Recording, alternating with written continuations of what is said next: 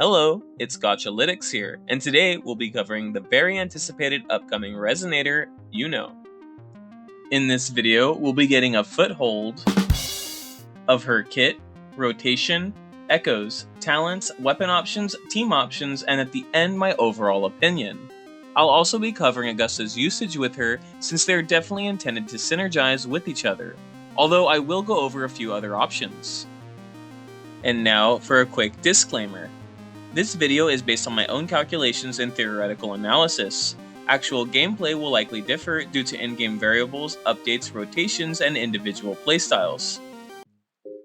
Iuno's kit has some pretty strong mechanics, but also some pretty heavy restrictions in parts of it, as you will see in this section.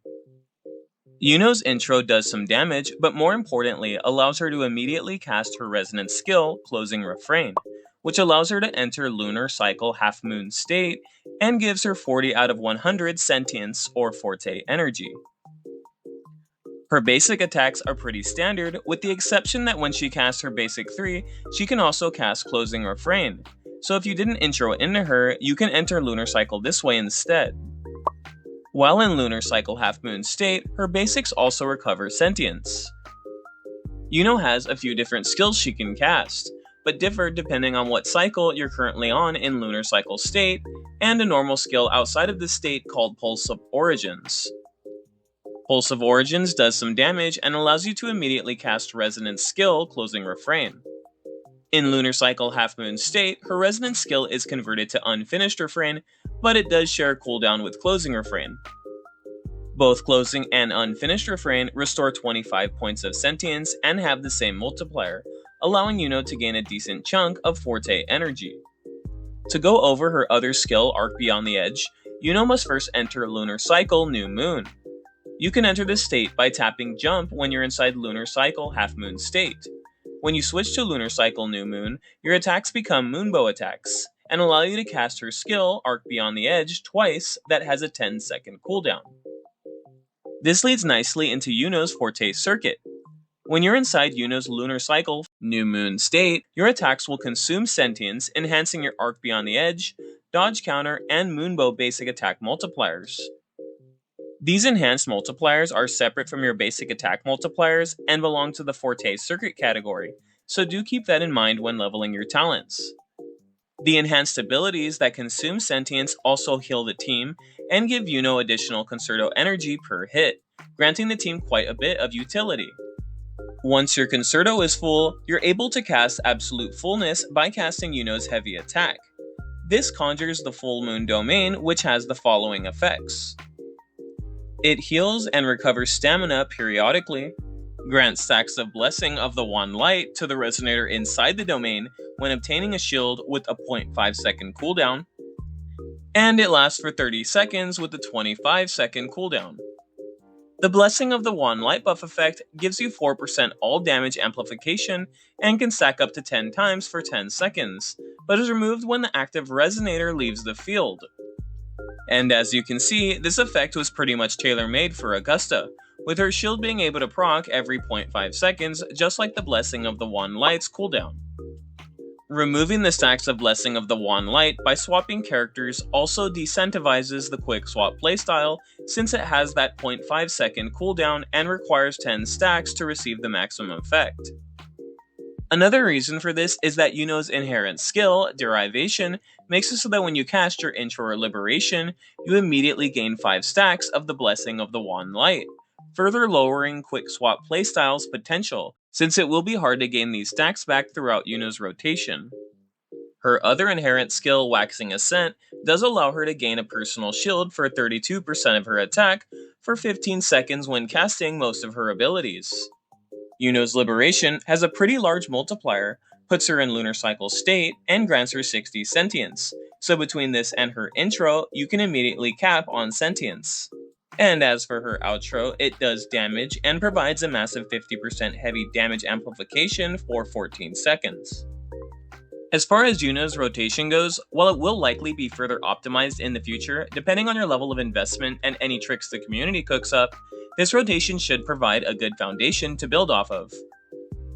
You're going to want to start with your intro attack to build the 40 out of 100 sentience, gain 5 stacks of Blessing of the Wand Light thanks to Iuno's inherent skill, and allows you to immediately cast your resonant skill Closing Refrain to gain 25 more sentience, but more importantly, it puts you in Lunar Cycle Half Moon state. Next, you're going to want to jump to enter New Moon state and cast your Resonance Liberation. This will put you over the limit of 100 sentience, where you can cast your enhanced resonance skill, Arc Beyond the Edge, into 3 enhanced Moonbow basics and 1 last enhanced Arc Beyond the Edge. This will consume all of your sentience and rapidly fill up your Concerto energy. After this, you can cast your heavy attack Absolute Fullness, which will summon your Full Moon Domain and outro. Iuno has a couple of options when it comes to echo building, but in terms of personal DPS, it's going to be hard to beat the new 3-piece set, Crown of Valor, with an arrow damage bonus 2-piece. Moonlit can be a great option as well, especially if you're not planning on pulling Iuno's signature weapon. But since you can quick swap out of Iuno's Absolute Fullness and the new beautiful Echo, Lady of the Sea, doesn't require the character to take field time, the rotation will feel much more scuffed with trying to utilize Impermanent Terran. But if you're willing to use Impermanent Terran before making Iuno get into mid-air, since you can't cast it once you're there, it's going to actually perform quite well. Of course, this will depend on your rotation, levels of investment, and the team you're utilizing. As for your forecast, going for Lady of the Sea will be optimal for Crown of Valor, since it does provide arrow and liberation damage bonus, which she primarily scales with, as you can see here. For most cases, going for a crit damage main stat will be preferable over crit rate, as she does have crit rate nodes and her signature weapon gives a ton of crit rate. Going for double arrow 3 costs will perform a bit better than having 1 attack percent 3 cost, as Iuno doesn't have too many ways to receive damage bonus. For your Echo substats, prioritize crit rate and crit damage as usual, followed up by liberation damage bonus, attack percent, and finally energy recharge for smoother rotations. As for your talents, you're going to want to max your Forte Circuit as the highest priority, followed by your Resonance Liberation. Most of your attacks will go off the scaling of your Forte Circuit since they will be enhanced, but you can level your normal attack along with your Resonance skill evenly, and last, your intro. And now, we can finally get into the weapon calculations and comparisons. Iuno's signature weapon, Moongazer's Sigil, has a lot to offer in that it gives a large crit rate buff and quite a bit of stackable defense ignore, although it will reach max stacks as soon as you use your intro attack, but only for 3 seconds, requiring you to obtain a shield to retain the buff uptime, making it pretty restrictive. Verity's handle performed much better than I expected, but this is largely due to the overcapping of crit rate that Iuno can achieve with the Shorekeeper team and high crit rate substats. Moongazer's Sigil gives Iuno 36 crit rate, and if you add the 8% from her nodes, 5 from base, and 52.5% from max Echo substats, you'll be at 101.5, and that's without Shorekeeper's additional 12.5 crit rate. This means if you have really high crit rate rolls, you can actually get very good value with Verity's handle, being about 4% worse in this calculation for her personal damage, due to its high base attack and buffs.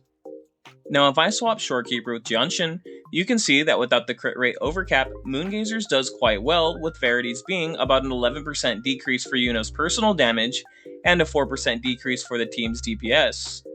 This will be a more realistic situation for most of us, but for the few that have extremely high crit rate rolls, just note that Verity's can perform very well. Now to go back to the Shorekeeper comparison, I went ahead and lowered the crit rate substats to 8.1 per Echo, to reflect a more realistic comparison between Moongazer's and Verity's, since there's a good chance that you're going to need Shorekeeper for another team, or just don't have high crit rate substat rolls. As you can see here, Verity's is at about a 10% decrease for Iuno now, and a 3% team DPS decrease. That being said, I'll be using these lowered Echo crit rate substats for the rest of the comparisons, as they will reflect the majority of the player base more accurately. Tragic Comedy ends up being a pretty decent stat stick, with about a 22% decrease for Iuno's damage, and about a 7% decrease for this team. Blazing Justice serves as another solid stat stick, providing around a 20% decrease for Iuno and a 6% decrease for this team. The standard weapon Abyss Surges provides about a 29% decrease for Iuno and a 9% decrease for the team. The new Battle Pass weapon, Ether Strike at R1, performs similarly to Abyss Surges at R1, but at R5, it performs at about a 19% decrease for Iuno and a 6% decrease for the team. As for the old Battle Pass weapon Stonard, it lags behind at R1, but at R5 it ends up being an okay option, with about a 26% decrease for Iuno and an 8% DPS decrease for the team. Although Iuno is tailor-made for Augusta, she has a decent amount of team options that can utilize her, especially since she can heal and does provide a very nice 50% heavy damage amplification upon her outro. Shorekeeper and Augusta have great synergy with Iuno, especially since Iuno's personal damage is pretty solid and allows Augusta to really shine as a DPS. If you don't have Shorekeeper, Johnshin can actually make use of Iuno's domain expansion, albeit she won't be able to get max stacks, but does provide some nice heals, shields, and damage. You could also consider Yinlin for this team, as she does have that liberation damage amplify that Iuno enjoys, along with her coordinated attacks and damage. If you have Jian on your account, he's actually going to work pretty well with Iuno, although at least in my early calculations, it won't be much stronger than an S6 Mortefi with Static Mist. You could also consider Iuno for a Phoebe and Zanny team. Although the team already has plenty of damage amp, it can free up your Shorekeeper. And finally, for my overall opinion. While Iuno is basically tailor-made for Augusta, she still provides healing, stamina regen, a heavy damage amplified to the next resonator, and some pretty good damage, making her more universal than many may initially believe. One of the bigger caveats is the quick swap playstyle, as she does lose her stacks of Blessing of the Wand Light when leaving the field, making it feel more rewarding to keep the rotation more simple. For most of us, this won't be an issue, as Iuno's playstyle is looking to be pretty fun regardless. If you liked the video, please leave a like and subscribe, as I will be making a video for Galbrana next. And thank you for watching.